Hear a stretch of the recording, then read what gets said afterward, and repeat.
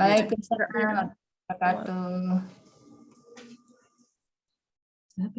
Oke, ya udah oke. Baik.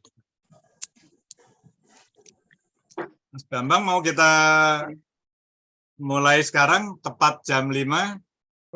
Jam 4. Karena kita punya jam 4, Mas. Jam 5 balik papan. Jam 4. Iya, jam 5 balik papan ya. Oh iya, Betul. ya, iya. Oke, kalau gitu. Oke, Mas Ari sudah rekam ya. Baik, kita mulai saja. Assalamualaikum warahmatullahi wabarakatuh. Waalaikumsalam warahmatullahi wabarakatuh. Sahabat-sahabat bahagiaku yang dirahmati Allah. Selamat sore, kita ketemu lagi nih, sehat seger walaupun puasa. Kita masuk hari ketiga, masuk keempat ya besok. Jadi member gathering kita kali ini sudah memilih satu tema yang bagus nih Mbak Titi. Mengundang Mas Bambang Baroto Haji. Mas Bambang Baroto Haji ini memang jagonya pedalangan, pewayangan. Jadi ilmu-ilmu kasusastraan Jawinya sudah sangat mumpuni. Jadi kita bisa belajar banyak dari beliau. Dan judul yang kita pakai hari ini menarik juga ini. Tirakat Notoati Ngudi Berkaing Gusti. Wah keren Mas Bambang. Keren. Nanti intinya adalah bagaimana dalam kita berpuasa melaksanakan perintah Allah ini kita mampu menahan diri kita, mengendalikan diri kita itu yang paling susah, karena yang kita kontrol bagaimana kita ini jadi lebih lentur, nggak gampang marah gitu ya, nggak gampang ngambek, nggak jadi orang sombong, nggak jadi orang yang gampang kecewa gitu kan kira-kira ya. Jadi kita akan dengar cerita pemaparan Mas Bambang Baroto Haji yang juga merupakan Dewan Penasehat Pepadi Persatuan Pedalangan Indonesia. Beliau berdomisili di Purwokerto, Banyumas. Orang apa? Orang Kepenak.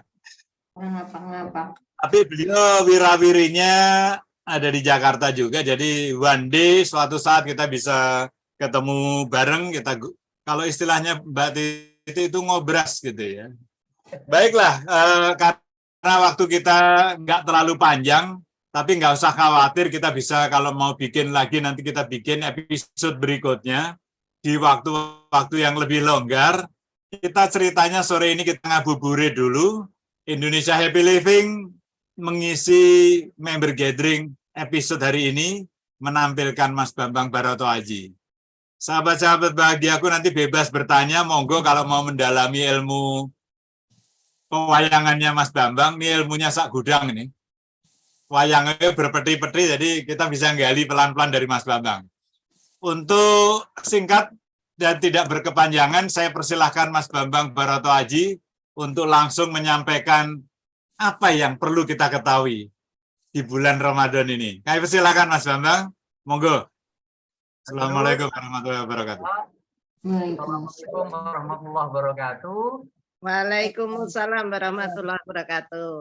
Dengan sonten, kalau kayak dalam bahasa wayang itu kula nuwun amit pasang Kalimantabe. Ini permisi, tak kenal maka tak sayang. Mungkin bagian senior belum mengenal saya.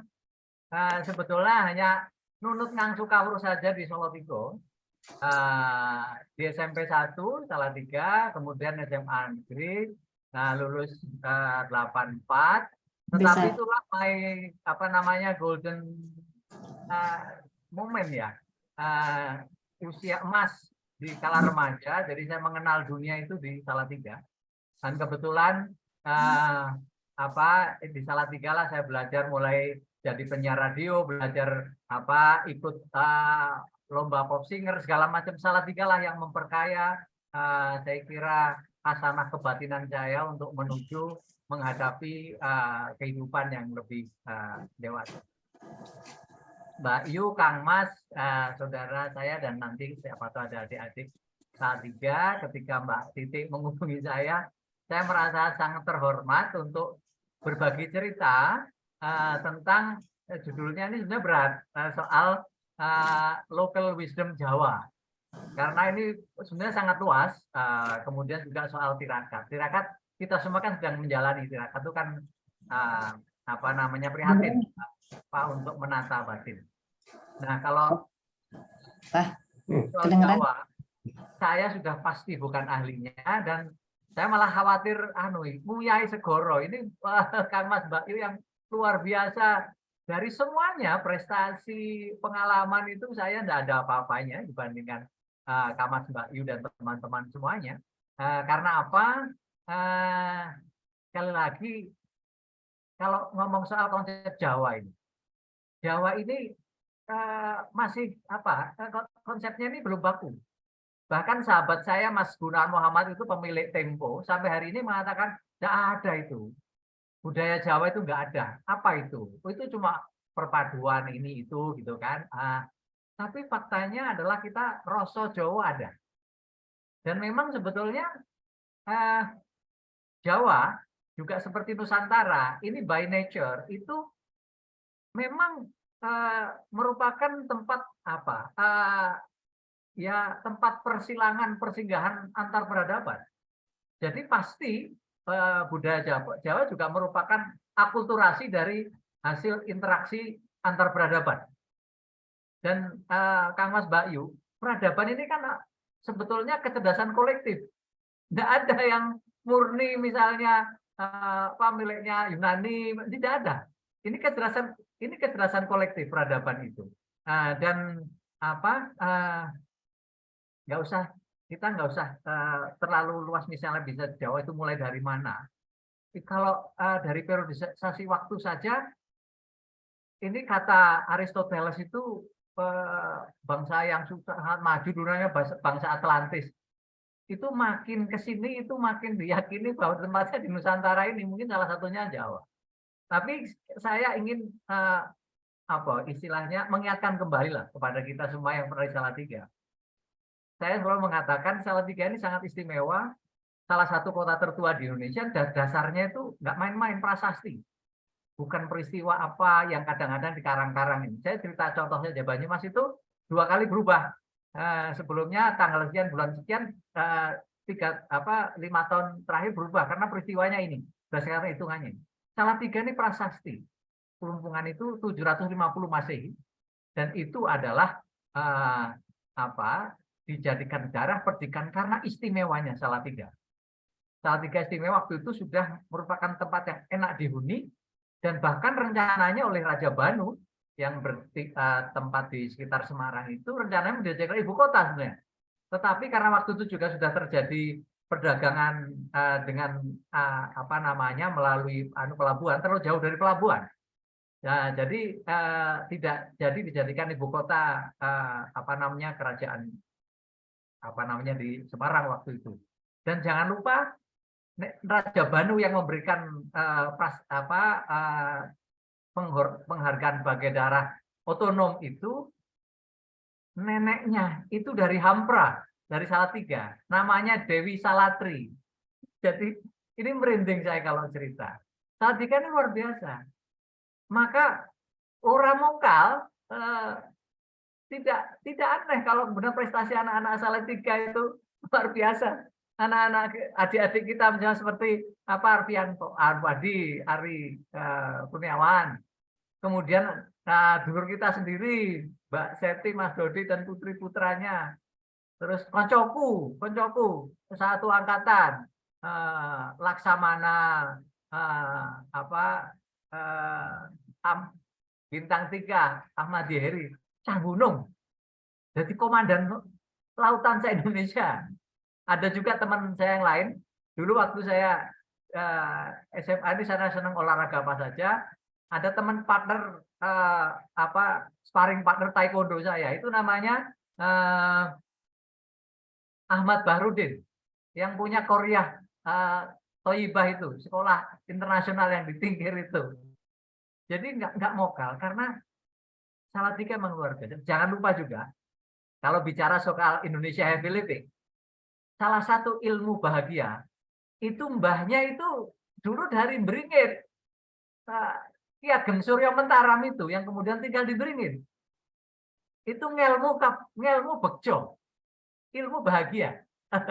Luar biasa, dan nanti silakan bisa googling luar biasanya apa namanya Ki Ageng Suryo Mentaram yang dari apa namanya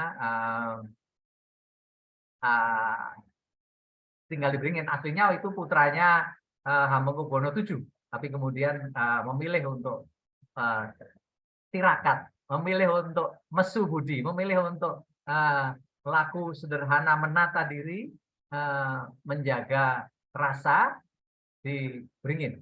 Nah, kalau secara geografis itu bicara Jawa itu mulai dari Banyuwangi sampai Banyumas bahkan Cirebon itu mengidentifikasi sebagai Jawa. Dan betapa luasnya kalau kita bicara Jawa. Misalnya ada subkultur, Mas, hilang Mas, Mas, halo, halo, bisa diterima? Ini Nah. ada ya. Bisa juga, Pak. Oke, saya ulang. Jadi dari Banyuwangi sampai Banyumas bahkan sampai Cirebon. Di timur pun Jawa itu beda-beda. Jadi next Mas anunya apa namanya? Slide-nya next. Nah, coba di timur itu ada di Banyuwangi itu ada Osing, kemudian tidak jauh ada Tengger.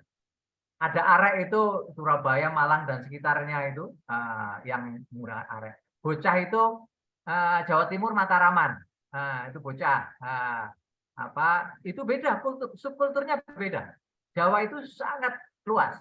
Kemudian di Jawa Tengah sendiri ada Mataraman dan Demak lah ya. Salatiga, Solo, Marang ikut itu. Kemudian ada Samin. Kemudian Kedu, Bagelen agak beda. Terus kami Banyumasan, orang Apak, orang Kepenak, beda lagi. Tapi juga tetap Jawa. Kemudian Tegal, Cirebonan juga khas. Nah, jadi betapa luasnya bahasan kita, tetapi ada yang menyatukan, yaitu rasa Jawa. Rasa Jawa itu apa sih sebetulnya? Jawa itu sebetulnya sebuah tata laku sebetulnya. Tata laku yang ini kalau secara umum Nusantara, tapi Jawa juga mewakili itu. Sahabat saya, budayawan Peter Carey mengatakan, bangsa Nusantara ini termasuk Jawa, bukan bangsa peniru. Bukan. Tetapi artis. Jadi apapun itu akan dikreasi, ditafsirkan secara lebih pas sesuai dengan kultur dan lingkungan kehidupannya. Semua peradaban besar, termasuk agama. Jadi Islam di Nusantara juga beda, Kristen juga beda. Apalagi hanya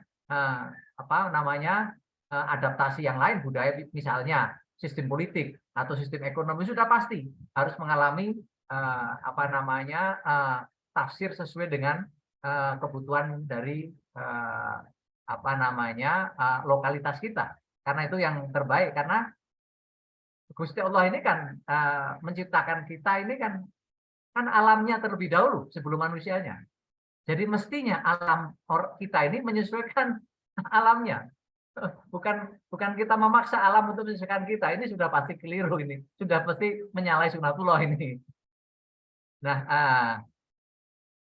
saya kira pengantar tentang identitas Jawa itu, lalu kita masuk kepada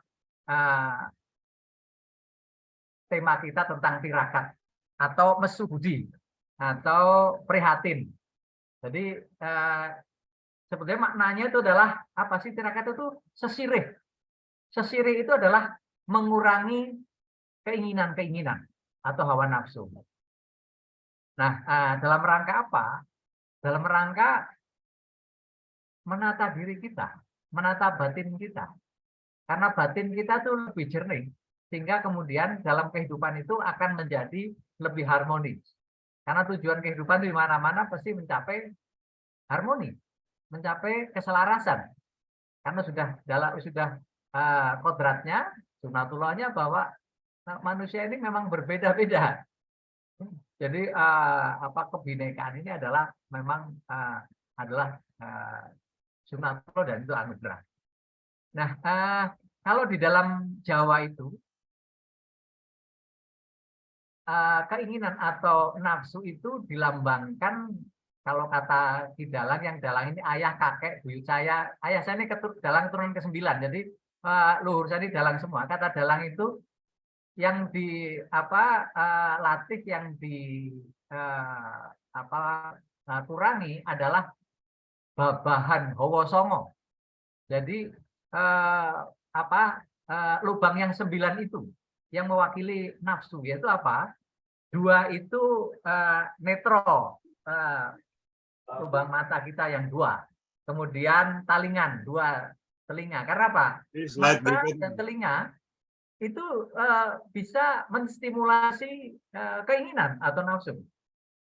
Kemudian gerono, juga penciuman, juga 2. Juga 2. Kemudian yang 3 adalah tutuk, ini mulut, dan kemudian bucalan, ini tempat buang, yang di belakang itu buang air besar maupun yang buang air kecil, ini babahan hawa songo. Maka kalau Ki Dalang kan ngomong, wah, Resi Abiyasa sampun sigakep sinuku sewu mandeng pucuking grono nutupi babahan hawa songo. Artinya ketika bersemadi itu menutupi nafsu yang 9 itu. Nah, sebetulnya apalagi dalam sekali lagi perkembangan Jawa, justru tirakat menemukan menemukan momentum yang luar biasa. Itu memang ketika masuknya Islam. Jadi kan kalau sumber-sumber ajaran tirakat ini kan ada yang tantra lontar, kemudian ada yang bentuk ajaran lisan, ada juga dari buku-bukunya para pujangga gitu ya. Tapi ajaran tirakat sendiri itu kan banyak dilakukan oleh kalau yang kita kenal di Jawa ya Wali Songo itulah, mulai dari Sesi Jenar sampai yang paling banyak sebenarnya kalau kita ya Sunan Kalijogo. Artinya itu adalah tirakat adalah melatih diri, menata rasa yang saya ini kan sebagai untuk ngudi berkain gusti, berkain ilahi. Jadi sebetulnya pas kalau kita bicara tirakat, karena puasa itu juga salah satu bentuk dari tirakat, atau tirakat itu another words of puasa gitu, kira-kira begitu. Hanya ini kan nanti soal definisi dan tata caranya saja yang berbeda. Oh iya, kalau tirakat itu sebetulnya awalnya itu sama saja dua-duanya itu, tapi kemudian karena dalam perkembangannya orang tirakat tujuannya macam-macam, lah tujuannya itu dibagi 2, yaitu tujuan kasantikan sama kasampurnan. Jadi kalau masih ada pamrih kita, misalnya termasuk pamrih untuk pengen menjadi lebih baik, pengen jadi mendapatkan apapun itu masih tingkat dikasantikan. Tapi kalau sudah kasampurnan itu tidak ada, kita cuma hanya berserah diri saja. Nah, kita tirakat itu hanya kita hanya berserah diri, kita nggak berharap apapun, bahkan kita pahala pun kita nggak berani gitu kan, kira-kira begitu. Tapi kan ini kan kalau sudah tingkatnya tinggi, kalau seorang kayak saya masih sangat jauh. Jadi kenapa kalau di Jawa itu mengenal tingkatan-tingkatan. Kalau seperti saya ini masih perlu yang namanya nama-nama, masih perlu. Jadi kalau Shakespeare itu, saya dulu sekolahnya HI, juga suka bermain teater, saya pernah baca Shakespeare, itu ada dialognya Romeo and Juliet yang kemudian terkenal itu. Kan ceritanya Romeo membunuh orang, itu kan orang jadi Romeo Juliet ini 2 keluarga yang bermusuhan tapi saling jatuh cinta, gitu kan? Yang jatuh cinta itu terlarang, gitu kan? Ketemu juga nggak boleh. Ketika Romeo dan Juliet ketemu gitu, apa sih status sosial, apa sih apa namanya predikat-predikat itu? Nah, Juliet bilang, disappeared my lord. Gitu. Nah, what is in a name? By any other name, that what we call a rose, by any other name will smell as sweet. Apalah arti sebuah nama? Mawar itu mau dikatakan sebagai apa? Kalau dia mawar tetap cantik, tetap indah. Nah, itu Shakespeare. Dan sebetulnya Jawa pun demikian. Kalau sudah tingkatnya makrifat, itu nama sudah tidak penting karena apalagi kalau kita bicara tentang Gusti Allah gitu, itu orang Jawa itu kalau kapitayan itu tan keno pinoyo ngopo. Imajinasi kita nggak nyampe. Jadi kita nggak berani memberikan nama karena nggak mungkin nyampe. Jadi itu anunya Jawa. Nah, tapi kalau masih pada tataran kita itu nama itu penting. Maka ada namanya Asmo Kinaryo Joko. Jadi nama ini mengandung mantra, mengandung harapan. Namanya saya aja lah, Bambang Baroto Aji Waluyo. Nama saya panjang sekali. Halo, Bapak saya ini sedang dalang lakonnya Baratayuda. Jadi tahun 65 itu untuk mencari dana. Dalangnya di gedung bioskop, yang nonton wayang bayar. Bapak saya termasuk dalang paling top dulu. Saya lahir Abang Rodo Abang, dikasih nama Bambang. Jadi kalau Bambang itu kalau dewasanya hitam, bapaknya salah kasih nama itu. Mestinya Rodo Abang, jadi dewasa Rodo Putih gitu ya. Bambang itu anak lanang, Baroto lagi Baroto Yudo. Lagi lakon Baroto Aji di Aji Barang, Waluyo Ben Slamet. Lakonnya pas Parikesit. Jadi nama itu adalah penanda, nama adalah doa. Jadi Septi Penny Wulandari itu mesti anak nomor 7 apa lahir bulan September kan atau Penny itu wayu ape gitu kan. Seperti Wulandari gitu. Jadi itulah Jawa ini kan simbol makna itu menjadi penting karena apa? Supaya kita tidak melupakan tentang niat yang baik. Karena apa? Kita ini harus berniat baik karena juga secara alamiah kita juga sering kali tergoda untuk tidak berbuat baik. Nah, di dalam Jawa dan di dalam tirakat itu niatnya harus baik. Nah, tirakat itu kan disebut juga sebagai topo ngerame. Soalnya ada dua jenis topo broto itu kalau yang biasanya nepi. Biasanya di hutan, di gua, di nepi. Nah, kalau kita masih bergaul itu namanya topo ngerame. Topo ngerame itu macam-macam, itu sekitar 40-an yang kita kenal, tapi saya sebutkan yang sederhana aja. Misalnya ngasrep. Ngasrep itu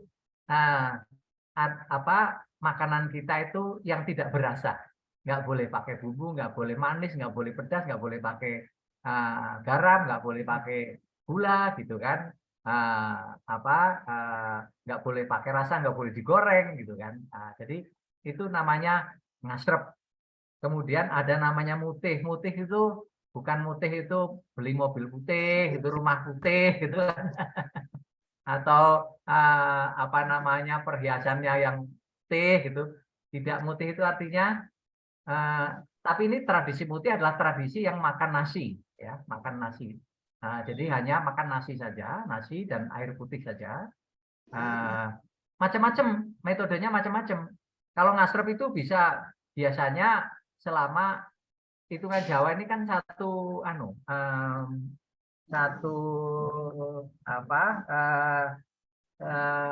weton itu 35 hari.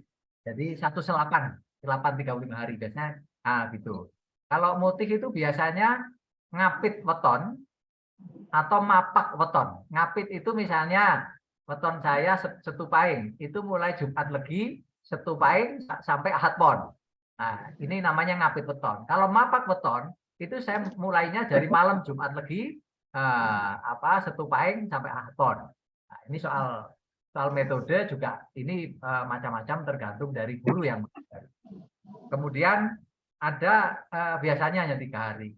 Kemudian ada namanya pati geni. Pati geni itu biasanya puncaknya setelah kita mutih selama. Jadi mutih itu misalnya mulainya biasanya jam 12 malam tuh, diawali dengan mandi gitu kan, mandi malam itu doanya Jawa tapi tetap akhirnya tuh la ilaha illallah Muhammad Rasulullah. Jadi ini udah mesti bagian dari udah pasti ada campur tangannya Wali Songo lah ini. Tengah malam itu, tengah malam, kemudian bukanya tengah malam lagi jam 12 malam itu hanya secukupnya. Hari pertama biasanya 30 nasi putih gitu kan. Air secukupnya, buka lagi besoknya lagi hanya 2 sendok nasi putih ke air secukupnya, dan yang ketiga kemudian hanya 1. Lalu kalau mau dilanjutkan itu namanya pati geni.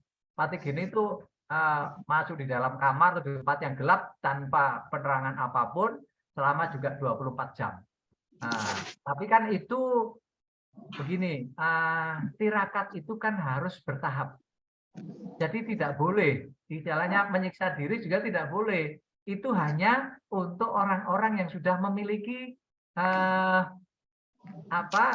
kemampuan, baik kemampuan fisik maupun kemampuan batin untuk mulai itu. Kalau enggak nanti jadi musyrik, jadi syirik.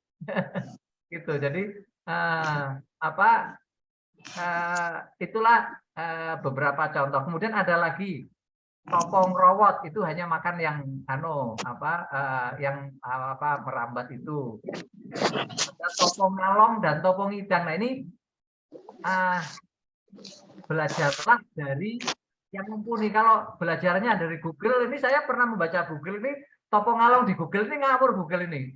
Topong ngalong itu seperti cerita wayang di Ramayana. Jadi yang dulu topong ngalong itu Resi Subali. Memang karena kan dia kera, dia bisa ngalong, kakinya gandul di pohon saja, apa yang lewat dia makan itu. Sugriwo topongnya topong idang, berjalannya berangkang seperti kidang. Atau yang DNA itu kalau di pewayangan, kalau dalam kenyataan sehari-hari itu topong ngalong, topong ngidang itu, ngalong itu artinya dia itu hanya makan buah-buahan, pohon. Nah itu ada lagunya Kinato Sabdo, Kalongking. Ciet-ciet codot kalong rame-rame, kleper-kleper milih akeh wowane, rebut ngarep pesatrikat panyidrane, hati leno keserimpet lambu jaringe.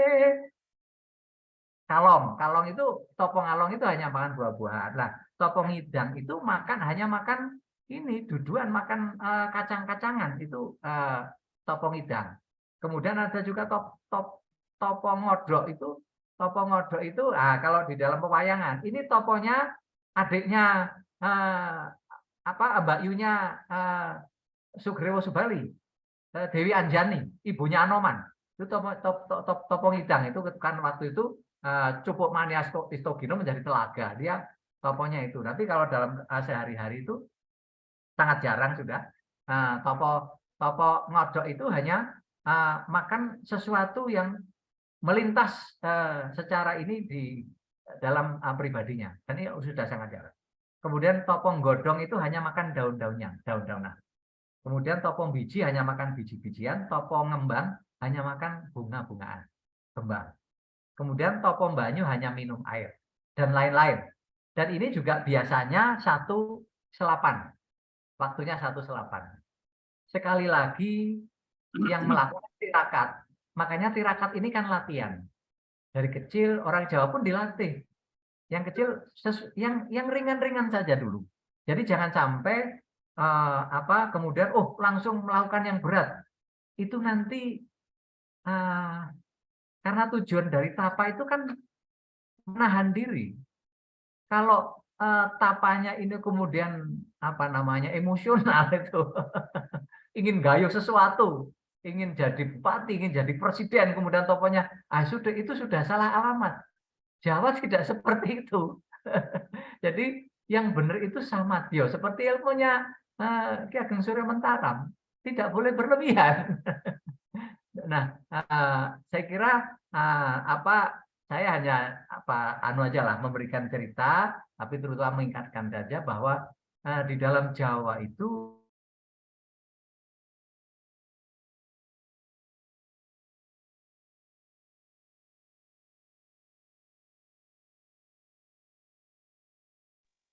Suaranya hilang ya.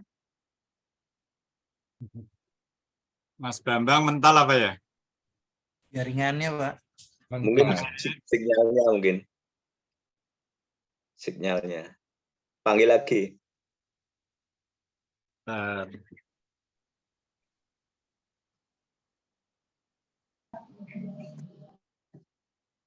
Ya ini sambil ini memang kita ini sangat tergantung dengan jaringan. Saya tak coba kontak Mas Bambang dulu. Saya ngelihat topo-topo tadi berarti saya belum pernah topo ya. Ya ini ada pertanyaan yang menarik ini tadi Mbak Pratiwi nanya bedanya apa namanya tirakat sama prihatin.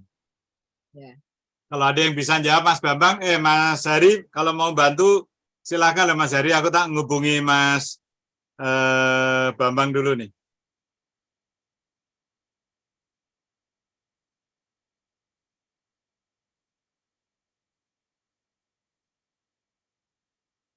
Ini hujan semua sih ya, jadi mungkin sinyalnya memang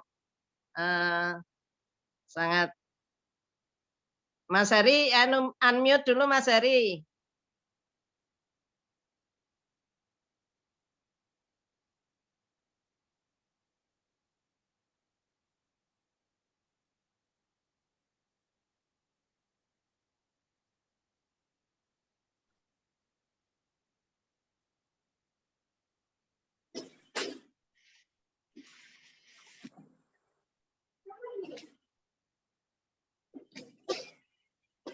Dari yang hadir ini sudah ada yang pernah menjalani topo-topo yang tadi Dek Haji sampaikan belum ya? Kalau saya kok belum pernah tuh. Kalau zaman saya mungkin ada yang melaksanakan, tapi saya nggak melaksanakan. Saya lihat ada yang melaksanakan dulu waktu saya kecil tuh kakak-kakak itu yang tua-tua itu yang pernah sekitar saya mungkin ada yang pernah melakukan itu. Topo mutih terutama yang tahu saya. Ya. Ya makanya cuma nasi. Ya, apa namanya? Nasi boleh pakai garam, Mas? Ya, nggak boleh. Nggak boleh. Nasi, Nggak air boleh. putih gitu. Iya nasi aja. Pokoknya nggak boleh ada lauk-lauk, garam nggak boleh. Yang nasi bukannya aja. puasa, Pak. Ini bukannya puasa itu. Kalau topo itu identik ya tempat yang menyendiri, sepi, tempat sepi ya. Tempat sepi iya. terus kita, iya. Kalau yang itu mungkin itu lebih ke ya tadi tirakat puasa atau apa ya, puasa mutih. Ya, Ya, lebih mungkin cocok seperti itu puasa kali ya. mutih ya. Iya. Kalau topo itu identiknya gitu. Kita mengasingkan diri tempat suci, terus fokus sama mungkin ya itu tadi. Mau berapa hari, berapa ini nggak makan, nggak minum. Mungkin seperti itu pengertian saya loh. Matur suwun. Kalau zaman sekarang pernah ada yang perso nggak, masih ada yang menjalani? Jarang sih, Mbak. Jarang sih ya. Tempatnya serame kabeh sih. Tempatnya serame kabeh. Ya.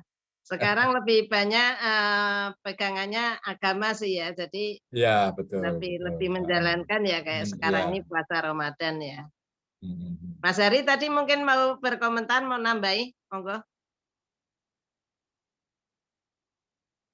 Enggak sih, ya itu tadi udah terjawab juga sama Mas Eko. Kalau dulu waktu kecil ya sering kalau namanya tirakat mutih itu adalah lagunya gitu ya. Kalau dulu nggak pakai garam, tapi parutan kelapa. Ya, harus.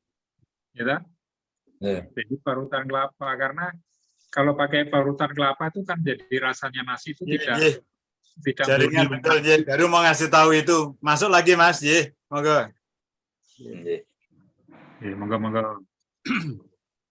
Oh ya, ini Mas Bambang juga kasih tahu dia menyadari bahwa mental jaringannya kurang bagus, dia lagi berusaha untuk masuk lagi. Monggo dilanjut ngobrol-ngobrol dulu. Ya, Nggih. Itu tadi topo ya. ya. Tadi kan gini Mas, Toto, saya kok bukan merasa, memang benar ya. Belum pernah menjalani topo-topo yang tadi disebutkan di Aji tadi ya. Gitu. Terus Mas Eko tadi memberikan masukan bahwa mungkin bukan topo ya, tapi poso. Dan beberapa di antara kita dulu melihat beberapa sesepuh kita memang yang sering dilihat di persanya adalah poso mutih ya. Kalau bicara orang dulu memang mereka bertapa, dia menyepi dari keramaian, dia menyingkir betul. mencari satu Iya. tempat di mana dia tidak mau diganggu, ya poso secara fisik tidak makan, tapi juga dia melepaskan diri dari segala macam keramaian gitu. Ya. Itu mereka namanya bertapa tadi, itu topo kalau kita bilang. Ya. Tapi itu mungkin berhenti pada era-era ayah kita lah ya. Ya. Sesudah ayah kita itu jarang sudah yang melaksanakan itu karena ajaran-ajaran agama sudah begitu lebih masif gitu. Jadi orang mulai menyadari untuk lebih mengikuti ajaran agama gitu, Mbak. Nah ini malah lebih jelas, lebih Ampun. terang nih gambarnya. Mas. Saya pindah. Dugi putih mau nggih. Dugi Kita Topo. Nggih, jadi nggih topo broto kan kira-kira Banyu sudah selesai. Banyu ya. Nggih, topo banyu. Nah itu Mas kan Ari, slide sebelumnya Mas Ari. Tentang aja tentang itu tentang tirakat contoh-contohnya dan penjelasan bisa slide sebelumnya Mas Ari. di sumber-sumber yang berserakan di mana-mana. Tapi intinya begini, dalam Jawa itu belum ini Mas Ari. Jawa ini kan kebak pasemon. Jadi Jawa itu penuh dengan simbol-simbol. Kenapa? Karena diperlukan namanya empan papan. Ada hal yang kenapa misalnya orang misalnya bocah cilik durung wayahe karena memang belum akan mampu untuk mencerna itu, termasuk tirakat. Jadi tirakat itu juga tidak sembarangan, misalnya yang berat-berat diajarkan kepada pemula. Karena sekali lagi nanti malah tujuan tirakat untuk menahan diri, untuk mengendalikan hawa nafsu, tapi yang muncul adalah hawa nafsu. Jadi pengen tirakat yang berat supaya mendapatkan ini sudah salah kaprah. Nah, Jawa ini kebak pasemon. Sehingga ketika orang mempelajari atau kemudian memahami tentang Jawa kadang-kadang keliru dan ada istilah yang di situ saya sebut salah kaprah itu menyebut tentang kelenik. Jadi next slide Mas. Ya, jadi hampir semua ajaran Jawa ini kan karena menggunakan pendekatan yang persuasif, itu kan memang cara menyiarkannya gelenak-gelenik. Nah, kelenik itu orang yang tidak suka itu kelenik itu, padahal itu gelenak-gelenik. Nah, apakah karena apa? Karena it's irrational gitu kan? Karena tidak rasional, karena ini. Nah, kalau soal itu memang ada yang ya kan tidak hanya Jawa, di dalam ajaran yang lain pun mungkin dalam budaya yang lain kan juga ada yang negatif. Jawa juga pasti juga banyak yang negatif yang kemudian orang menggep ya, oh Jawa itu klinik gitu kan.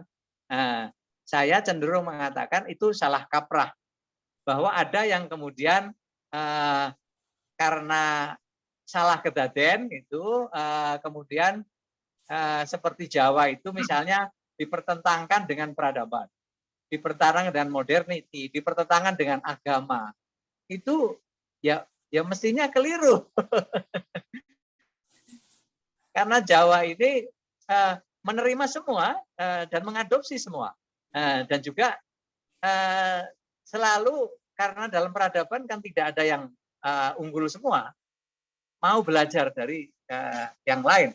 Nah, hal-hal semacam ini yang perlu ditekankan. Tapi kalau kami itu yang saya ini belum lama belajar tentang Jawa ini, baru kira-kira 25 tahun lah, dan belum ngerti apa-apa.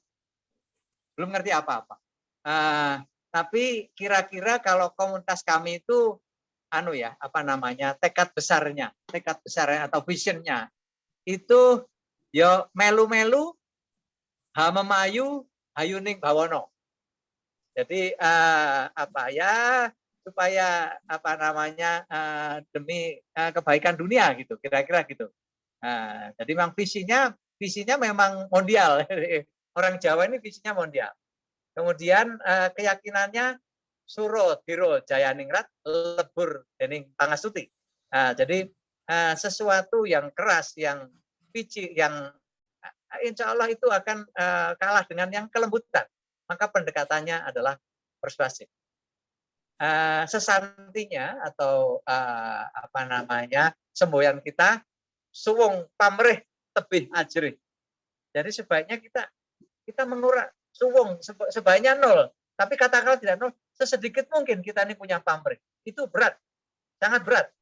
Tetapi kalau kita mau ngaji Jawa itu harus bisa menuju ke sana. Suwung pamrih tebih ajrih. Kalau kita nggak ada pamrih, itu biasanya kita jauh dari ketakutan. Kita biasanya menjadi jiwa yang berani untuk berani tentang menghormati sesuatu yang benar, berani benar. Kemudian lakunya itu sugih tanpa bondo, digdaya tanpa aji, ngluruk tanpa bolo, menang tanpa ngasurake, ning ojo jajan tanpa bayar kaya zaman SMA yen. Ditambahin jajan tanpa bayar. Nah, itu apa? Sesuatu yang nampaknya mustahil, tetapi itu sebagai sebuah pegangan, sebuah waton, itu untuk meneguhkan batin kita. Nah, kita hanya mampu sugih tanpa bondo, digdo tanpa ajingkrut tanpa bolo, menang tanpa ngasorake, kalau hati kita sudah tertata.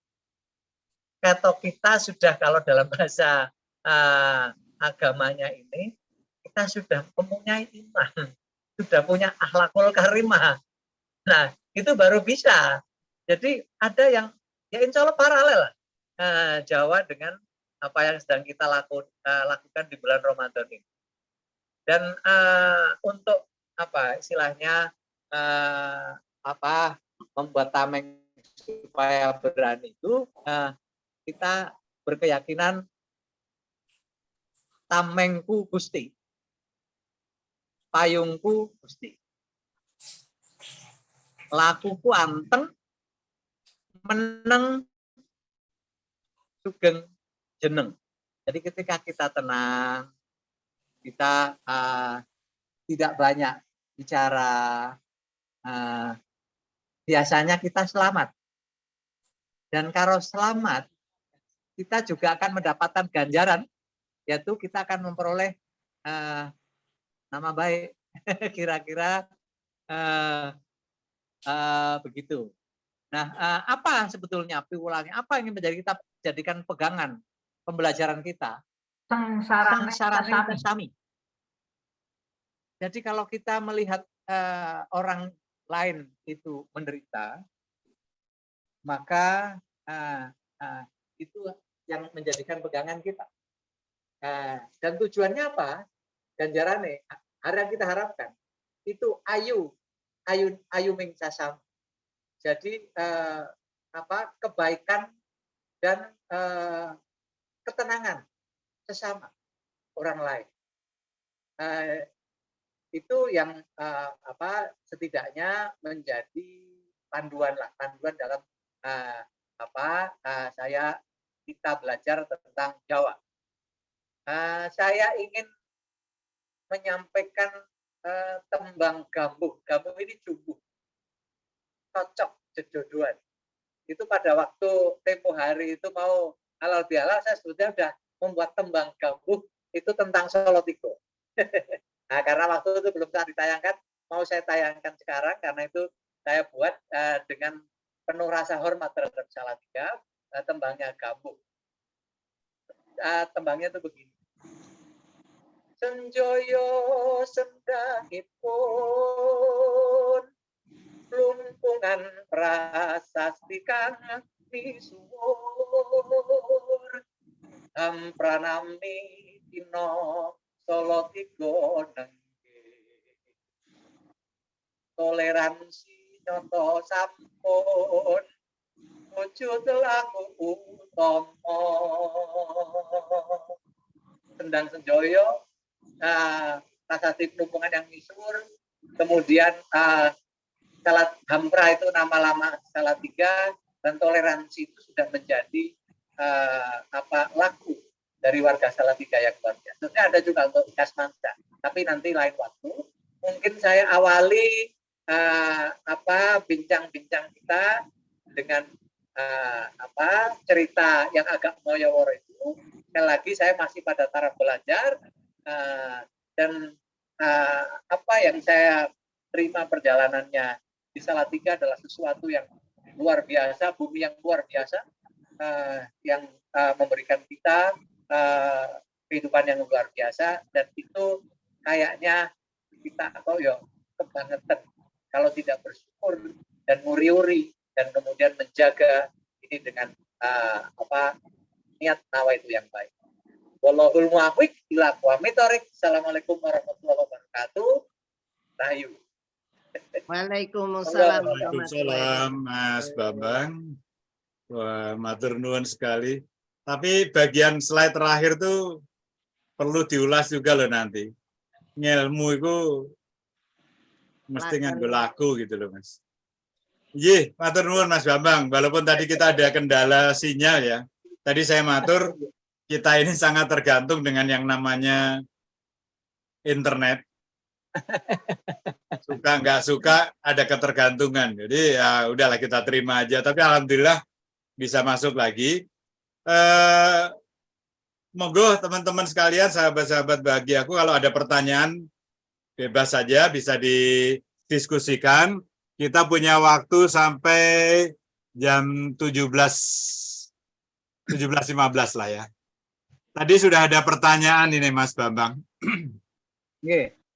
Pertanyaannya begini tadi. Apa bedanya tirakat sama prihatin dari Mbak Pratiwi? Kenapa? Bedanya tirakat sama prihatin. Sebetulnya prihatin kan prih ing batin. Tirakat ini salah satu cara untuk prihatin itu kan gini. Orang juga kadang nun sewu, ini kata prihatin sendiri. Prihatin itu kalau ada dua makna yang baik atau makna yang baku sesungguhnya. Prihatin ini kan sebetulnya notoroso. Itu kan merasa prihatin, artiku itu rasa sedih itu prih ing batin. Nah, saya kira dalam tirakat itu pada titik tertentu itu kita latihan untuk supaya bisa menahan prihatin. Jadi tirakat itu bagian dari metode prihatin. Karena prihatin kan macam-macam. Jadi prihatin itu kan atau dalam ininya mesubudi itu macam-macam. Prihatin tidak harus kemudian menderita sengsara, boten. Prihatin itu Bayu Titi beliau itu punya pilihan-pilihan. aku ki sesuk ki arep dolan ning ndi? Aku arep dolan ning Turki apa dolan ning Eropa. Sakjane ana kesempatan. Ternyata sahabatnya Mbak Yu Titik itu butuh perhatian atau keluarga itu butuh perhatian. Kemudian kalau dalam bahasa sana sacrifice gitu kan. Rasido tak tunda weh, aku jalan-jalan. Aku tak ngurusi dulurku yang sedang butuh perhatian. Itu juga prihatin. Nah, jadi semua itu sebetulnya letaknya itu sebetulnya pada proses batin kita dalam menerima itu.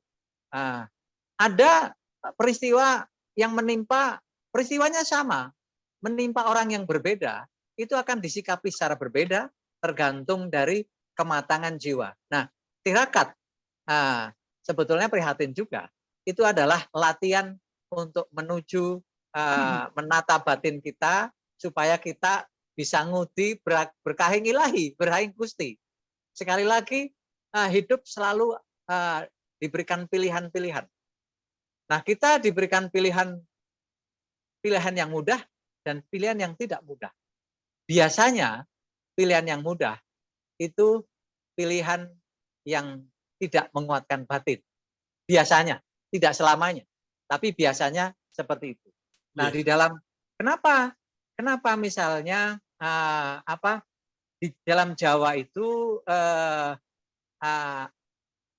nun sewu saya juga zaman nom saya tuh yo macem-macem, seneng teater, yo seneng nyanyi rock, seneng olahragane basket, yo seneng sing kan hingar-bingar sama foto seneng nyanyi rock. Itu juga ada sesuatu yang kita bisa salurkan, ada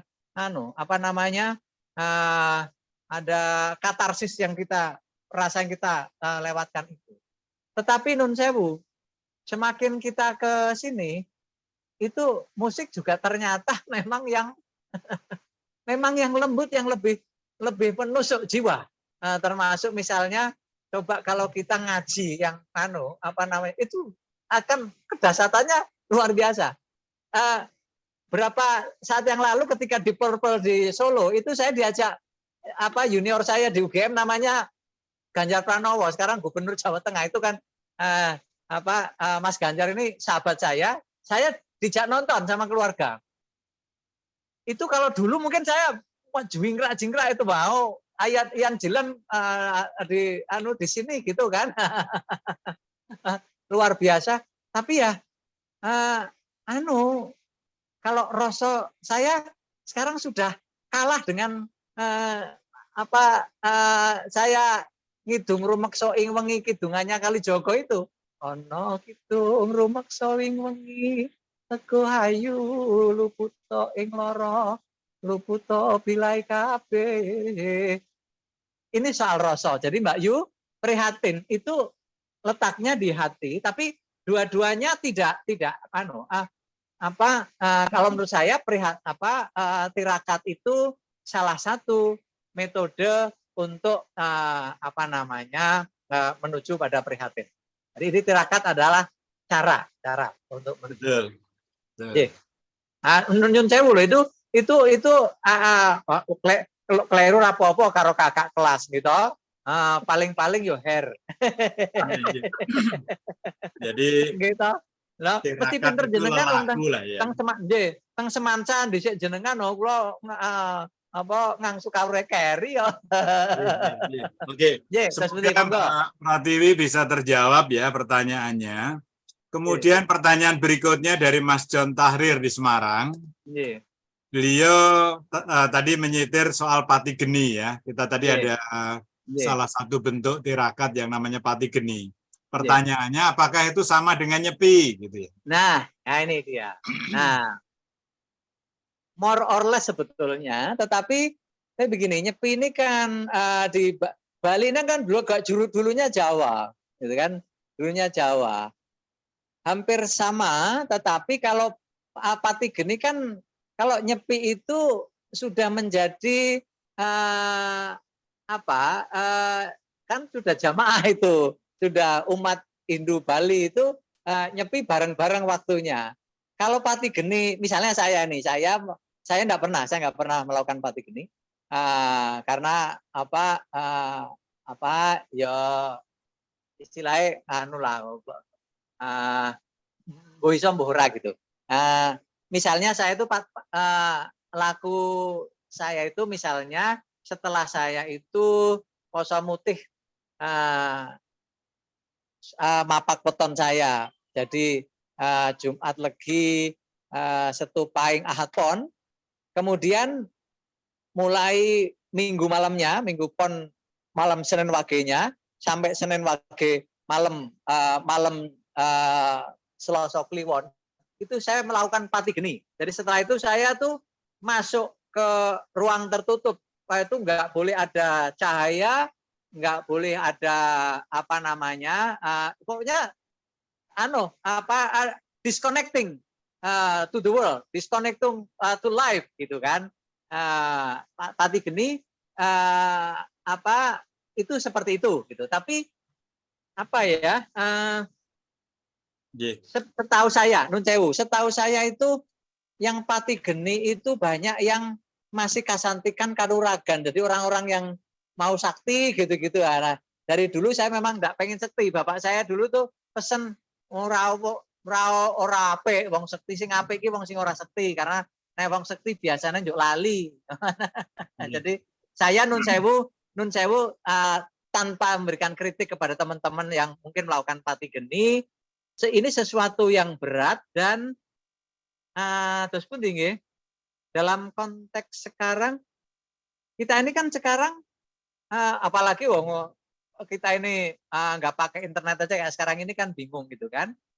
Jadi barangkali dulu gitu ya, kalau sekarang nggak tahu, kalau mungkin pengen jadi presiden terus pengen jadi pakai itu kurang tahu. Tapi sekali lagi kalau itu menurut saya salah kaprah. Itu bukan tirakat, itu bukan tirakat. Jadi tirakat yang benar itu hanya untuk kita menata diri untuk mendekatkan diri. Karena kalau soal itu, soal rezeki, soal itu sudah ginaris itu. Sudah ginaris itu. Rasaku tuh aku apakah Pak Jokowi melakukan itu belum tentu gitu kan. Jadi presiden itu wah itu urusan langit, itu sudah saya percaya kalau sudah begitu urusan langit. Nuwun sewu, kalau bicara keyakinan itu kan nggak bisa kita berdebatkan karena masing-masing meyakininya. Jadi kita yang penting tahu bahwa intinya ini adalah jalan untuk merenungi kehidupan, kita melepaskan dari hiruk pikuknya dunia supaya kita lebih mengingat siapa kita dan kita berserah kepada siapa. Saya rasa itu gimana Bang G? Saya tambahin ini juga ilmunya Ki Ageng Surya Mentaram itu, kita supaya tahu diri kita. Kemudian kalau kita betul-betul sudah paham, kemudian kita akan secara otomatis pelan-pelan akan belajar memahami lingkungan kita. Ketika kita sudah bisa memahami lingkungan kita, maka kemudian akan terjadi harmoni. Dan itulah ngilmu Bekjo. Itulah Indonesian happy living. Saya kira itu. Indonesia happy living. Matur nuwun sangat ya. Semoga pertanyaan Mas John Tahrir Semarang terjawab ya Mas Bambang ya. Nggih. Baik, monggo kita lanjutkan. Barangkali masih ada teman-teman yang pengen bertanya. Ini ada Mas Cahyo kayaknya mungkin pengen ngendiko sesuatu. Monggo Mas Cahyo. Nah, monggo nyuwun dawuh Mas Cahyo. Assalamualaikum warahmatullahi wabarakatuh. Waalaikumsalam warahmatullahi wabarakatuh. Walah mboten wonten kawula tasih ngaji terus mirengaken kemawon. Waduh Mas Cahyo. Dulur lanang itu. Beliau itu anunya ini terah Kadilangu beliau nih dari Pati. Monggo Mas. Sampun mangke nderek ngaji Mas Aji, kalau kula ngaturi Mas Bambang Mas Aji menika. Aji nggih. Mangke sanes wekdal kemawon. Nuwun Mas Cahyo menika. Nggih, Mas Eko. Beliau tuh Mas Cahyo ini Kadilangon, kemudian S1-nya arsitek UGM. Dulu juga penyanyi paduan suara. Oh iya, ini Kakang Mas Mbak Yu sederek begini, kalau kalau orang hidup di kita orang Jawa itu kalau digambarkan pralambang dalam tembang mocopat itu, mocopat kan tembang yang ringan, itu ada 11 tahapan tembang. Jadi mocopat itu namanya yang pertama itu Mas Kumambang. Mas Kumambang itu masih era alam masih kita sebelum kita dilahirkan. Kemudian Mijil pada saat lahir, lalu kemudian ketika lahir masih kecil itu tembangnya Sinom. Nah itu suasananya pasti suasana anak kecil gitu kan. Setelah Sinom dikasih ilmu mulai sekolah itu Kinanti. Nah Kinanti kemudian setelah itu mulai mengenal dunia, mengenal Asmoro, itu tembangnya namanya Asmorondono. Nah setelah Asmorondono seneng lanang dan gitu, kemudian ketemu cocok, itulah Gambuh, jejodohan, jumbuh, gambuh. Setelah gambuh itu biasanya kehidupannya itu mudah-mudahan kita mengalami pada setelah menikah itu adalah dandang gulo, itu serba manis, kita menemukan legi koyo gulo dandang gede. Setelah itu kita harus mengingat akan dharma hidup. Jadi dharma untuk negara dan lain-lain. Jadi misalnya ada koyo nenggone itu suluke koyo nek wong arep perang itu kan. Saksono amentang langkap, yo lumepas kumrit swara jemparing, gagak gitu kan. Nah, itu Durma. Setelah Durma, kita harusnya kayak kita ini sudah mulai belajar pangkur. Itu mungkur ing kadunya. Ya, seperti tembang favorit saya tadi.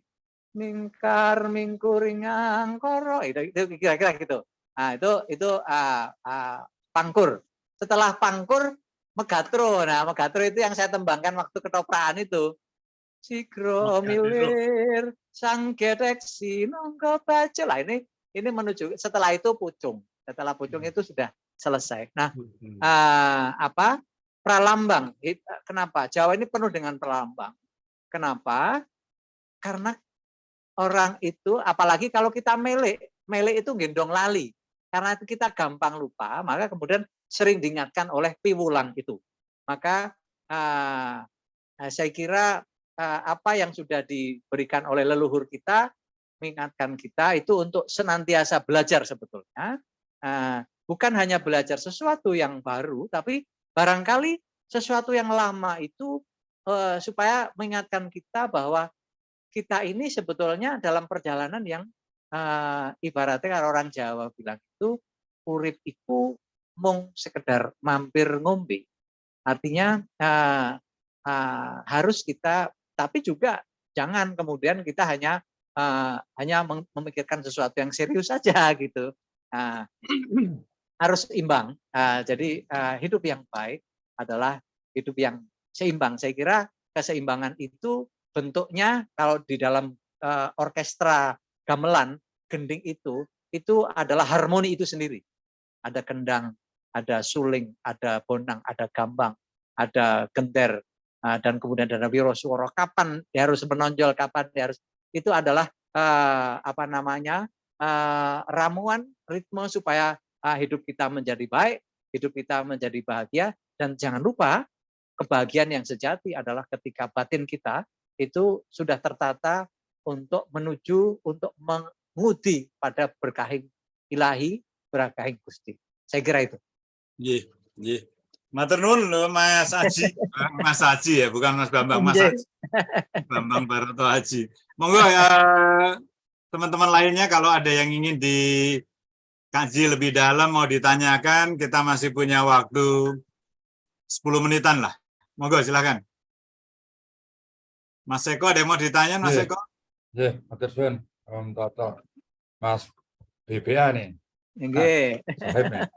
Dulu lanang ini mengenai klinik tadi sangat menarik sekali ya. Tapi yang saya masih belum ini, kenapa klinik itu identik dengan budaya Jawa ya. Sedangkan satu sisi itu beberapa budaya di luar Jawa pun klinik itu juga banyak. Nah, kemudian kadang-kadang suka dibenturkan dengan yaitu tadi agama segala macam. Itu Mas Bambang mungkin bisa bantu ya. Ini yang masih kadang-kadang jadi ganjalan saya nih. Kenapa klinik selalu identik dengan tradisi Jawa? Itu aja. Superstition, kalau ada orang Barat itu superstition itu juga ada. Jadi pantangan orang Anglo-Saxon itu misalnya contohnya Friday, 13 angka 13, Black Cat gitu kan. Makanya di lift-liftnya internasional itu nggak ada angka 13. Karena 13 itu bagian dari superstition klinik juga sebetulnya. Cina itu C, angka 4 itu mati. Itu kan nggak ada bangunan Cina itu lantai 4, lantai 22, nggak ada. Jumlah papat sih mati, nggak ada. Tapi justru gini, sebetulnya Jawa ini nggak pantangan buruk, sebetulnya enggak.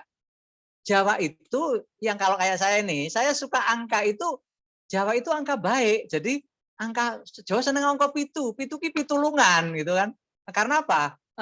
Sabto Pratolo. Jadi bumi itu langit sab ke 7, di dalam bumi itu 7 gitu keyakinan Jawa. Langit itu juga 7, Sabto Argo itu langitnya 7. Jadi sama dengan Islam ini ya 7 lapisan gitu kan. Dan saya seneng pitu itu pitulungan, 11 itu kawelasan, 17 pitulungan dan kawelasan. Maka itu Bung Karno itu kejawen itu. Kenapa tanggal 17? Itu pitulungan kawelasan itu dihitung dan kemudian secara Islam juga pas gitu kan. Nah, jadi saya tadi mengatakan klenik itu salah kaprah karena orang Jawa itu ngomongnya gelenak, gelenik. Oh, klenik itu sebetulnya omong-omong itu musyrik itu gitu kan. Itu salah itu. Karena memang budaya kan memang ada yang negatif, ada yang positif. Laku orang itu begini, orang sakti itu, orang ilmu kan memang ada ilmu hitam. Ilmu putih juga memang ada. Nah, jadi kalau kita sebetulnya sudah tidak perlu lagi, yang penting begini. Jadi memang saya nggak tahu ya sejarah ini kan memang versinya pemenang. Nah, jadi termasuk mohon maaf ini referensi. Kalau referensi yang kita tahu peradaban Jawa, oh Jawa itu pertama kali itu misalnya mulainya Tarumanegara itu bakal ada abad ke-1 itu orang-orang Kutai Kertanegara datang ke daerah itu. Loh. Saya ini nun sewu. Saya ini jadi keyakinan spiritual saya. Di lereng Gunung Slamet itu di atas Purwokerto itu ada namanya Lemah Wangi. Itu situs Lemah Wangi itu batu-batuannya itu era megalitikum. Era megalitikum yang kayak di Gunung Padang itu. Dan keyakinan kami itu ribuan tahun sebelum Masehi sudah ada peradaban di sini. Dan sama Salatiga juga saya kira kok ya, gitu kan. Cuma kan peradaban kita begini, ada peradaban yang artefak peradaban, ada misalnya peradaban yang memang karena misalnya letusan gunung atau dulu es mencair kemudian tenggelam oleh laut, itu peradabannya hilang. Apakah kita yakin bahwa Jawa ini nom atau baru ada? Saya kira kok tidak. Tapi bahwa apa yang kita yakini sebagian adalah bagian dari akulturasi dari proses itu, iya. Karena apa? Karena setiap manusia saya kira dalam mencapai kesejahteraan dan kebahagiaannya akan mencari cara yang paling mudah untuk menuju bahagia. Itulah yang namanya pengetahuan dan teknologi. Nah, dan sebetulnya ada juga banyak pewarah Jawa itu karena belum bisa dijelaskan aja. Tapi nantinya misalnya, kenapa kok ora lo aja pas sandikala kayak Pak Surup itu, Marip itu berkegiatan ojo ning jopo itu kan ora apik. Tidak bisa menjelaskan. Setelah kemudian ilmu bisa menjelaskan, oh itu tidak bagus karena kemudian banyak penyakit endogenik dan lain-lain. Itu satu contoh juga. Atau misalnya contohnya apalagi? Ada banyak lah, ada banyak yang anak kecil durung wayai. Dan sekali lagi saya ingin tutup bahwa ngelmu iku kelakone kanthi laku. Jadi kalau kita jalani itu, saya tahu, saya paham teori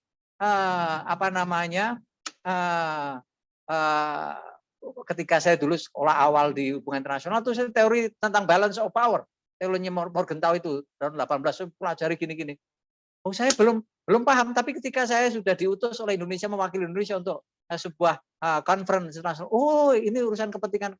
Oh, baru paham itu. Atau yang lain-lain gitu. Oh, sudah diajari teorinya paham. Tapi ketika wis dicake, oh baru paham. Ngelmu kelakone kanthi laku dalam Jawa itu juga untuk mengingatkan supaya kita tidak gegabah untuk menghakimi orang lain, tidak gegabah untuk terutama menghakimi keyakinan orang lain. Karena belum tentu keyakinan kita lebih baik daripada keyakinan orang lain. Karena kehidupan inilah yang akan membuktikan itu. Sehingga sikap toleran, sikap untuk menghargai lian itu adalah sikap yang senantiasa dikedepankan oleh para leluhur kita. Saya kira ngaten Mbak Yu dan Kang Mas, dongengan saya.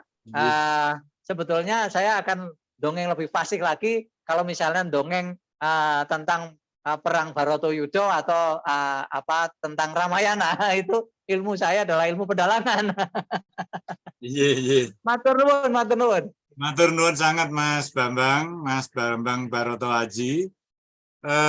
Teman-teman sekalian, tadi sesuai janji kita di awal, pertemuan ini akan kita akhiri pada jam 17.15. Waktu Indonesia bagian Barat nih di Balikpapan udah maghrib nih. Oke, Balikpapan itu Sekda Kaltim itu Mbak Sri Wahyuni teman lemhana saya. Jadi Mbak Yu yang di Mbak Yani, angke pinang Ibu Sekda bilang aja saya Mbak Yunya Mas BPA gitu. Sugeng rawuh Mas Dodi, Mbak Septi. Weh, kadang sirono wedi. Sugeng santet. Ini kalau melihat pasangan ideal sekali. Wah, lah, ini sih wis bener. Nek zaman SMA dia berpasangan dengan saya, ora jodoh ya. SMA itu pas tandem saya tuh Mas Dodi. Ya mesti dadi pagu kae. Oke. Teman-teman sekalian, menjelang berakhirnya sesi kita, monggo kalau ada pertanyaan silahkan dikirimkan atau japri atau taruh di grup. Kita punya grup WA.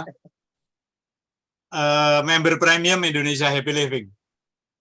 Itu ada mak kita satu di sana itu yang telaten ngurusi itu, monggo bisa berhubungan dengan Mbak Titi Pramudia.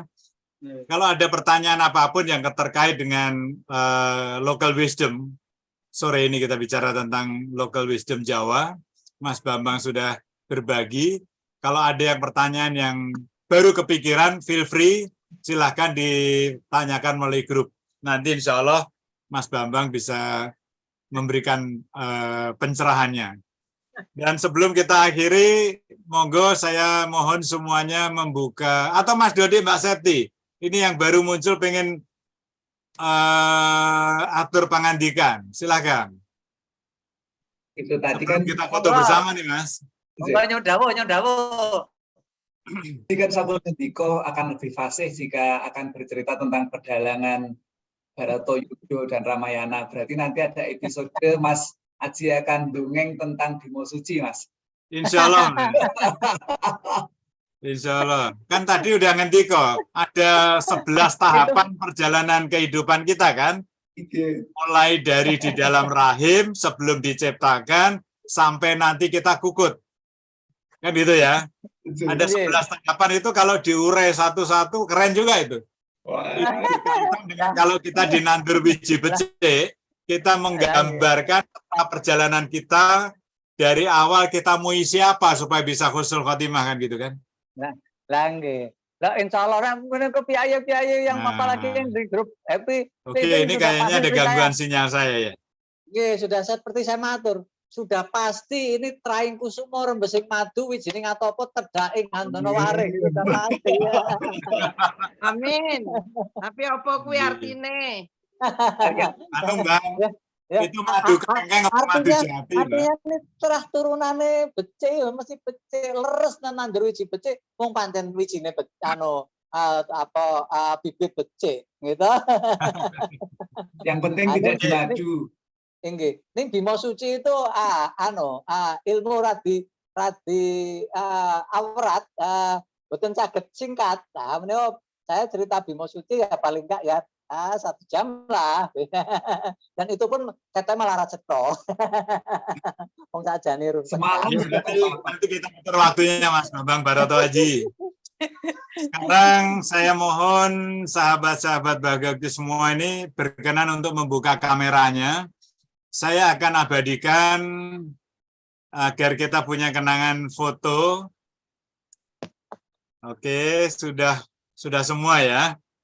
Baik, saya akan mulai hitung. Mas Ari bisa bantu juga untuk ambil. Mas Sijan, monggo, udah kelihatan gantengnya ini. Baik, saya akan hitung 1,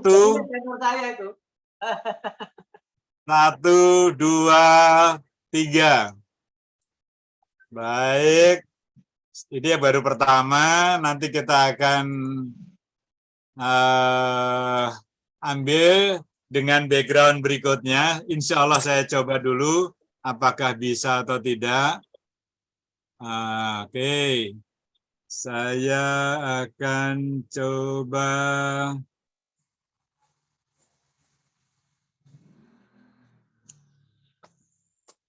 Sudah kelihatan semua kah? Oke. Kita hitung 3 kali ya. 1. Ya, posisikan wajahnya bisa ada di tengah, kelihatan semua, bagus. 1, 2, 3. Oke. Ganti suasana. Ganti suasana dulu. Suasananya yang apa ya? Oke.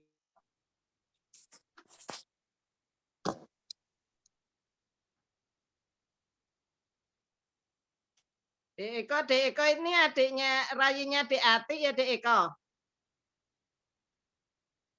Dek Eko? Ya, Mbak. Ya, Mbak. Pripun, Ati. Mbak Ati, nggih, mboten, sanes. Oh, sana. Oh, sanes. Sana.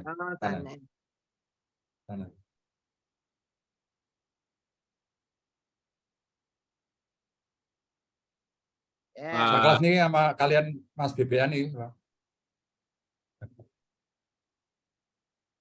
Ini ada gangguan, ini belum bisa berubah ya gambarnya ya. Dereng. Dereng ya. Yeah. Oke. Ini ada yang salah di komputer saya atau enggak ini? Lagi proses imersif, Pak. Proses. Ini lagi proses. Nah, berubah ya. Oke, sekali lagi ya. Ayo senyum semuanya. Perlihatkan walaupun puasa ternyata cerah, sehat, seger.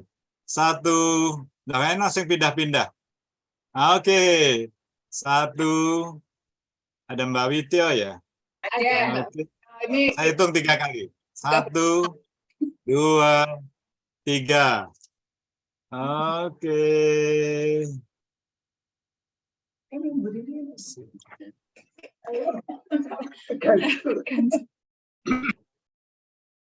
Baik, saya rasa kita sudah sampai di ujung acara. Sekali lagi saya ingin berterima kasih Kagem Mas Bambang Baroto Haji dari Purwokerto yang sudah berbagi. Saya juga matur nuwun untuk semua yang sudah rawuh dan bisa bergabung. Insya Allah kita akan ketemu pada 2 minggu yang akan datang dalam acara member gathering selanjutnya. Dan nanti Mbak Titi Pramudia akan menyampaikan apa yang akan kita tampilkan pada saatnya, biar surprise. Dan nanti kira-kira 1,5 bulan dari sekarang, Indonesia Happy Living akan menampilkan kembali Zoominar dengan topik-topik yang pastinya insya Allah menarik. Dan ini semua adalah proses pembelajaran bagi kita sekalian di dalam mengisi peta perjalanan kehidupan kita. Yang penting kita harus tetap menjadi manusia yang berdaya, berguna, dan bahagia. Matur nuwun, assalamualaikum warahmatullahi wabarakatuh. Waalaikumsalam. Terima kasih. Matur nuwun, pangapunten. Selamat saya. Mana?